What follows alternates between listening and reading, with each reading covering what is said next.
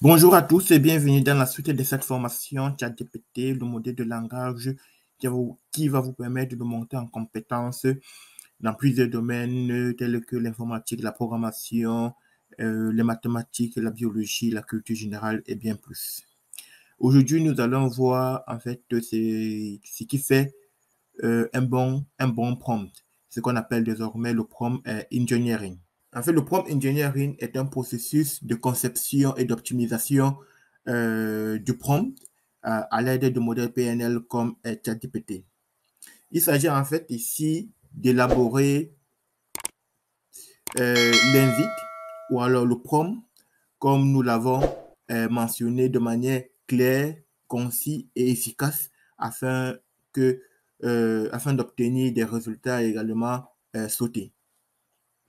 En fait, on peut prendre la métaphore comme si par exemple vous êtes pêcheur, pour attraper, pour bien pêcher, il faut fabriquer un bon leurre.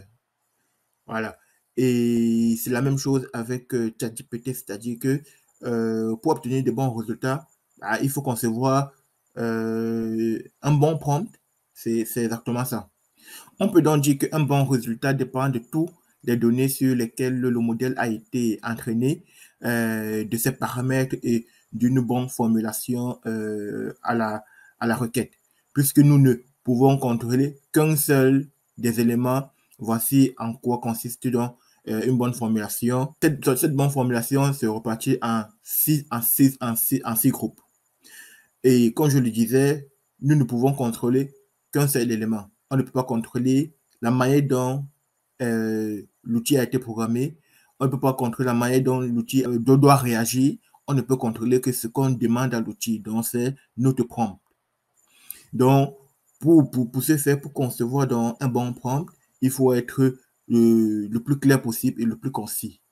Voilà. Donc, apporter de manière assez détaillée et avec des adjectifs, des adverbes, des qualificatifs, des nombres, ce qu'on souhaite. Il faut également définir un personnage. Un personnage, en fait, ici, là, en fait, c'est demander à ChatGPT d'agir comme un expert marketing, un expert commercial, et voilà.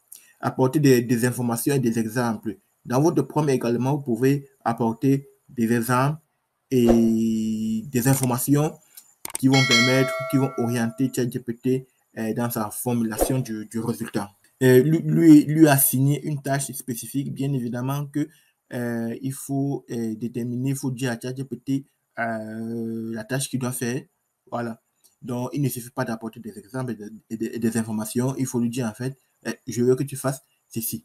Voilà. Et puis, par la suite, il faut raffiner. Toujours est-il que le raffinage, lorsqu'on conçoit un prompt ou quoi que ce soit, il y a un raffinage qui vient après et puis tout ce qui reste à faire, c'est de répéter le processus. Voilà ce qu'on appelle, ce qui constitue en fait aujourd'hui ce qu'on appelle le prompt engineering. Voilà.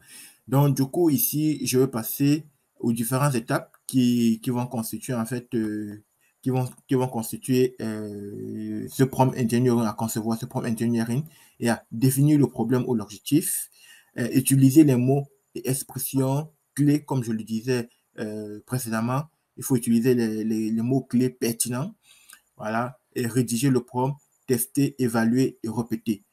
Voilà les principales étapes qu'il faut suivre pour pouvoir obtenir des résultats assez satisfaisants.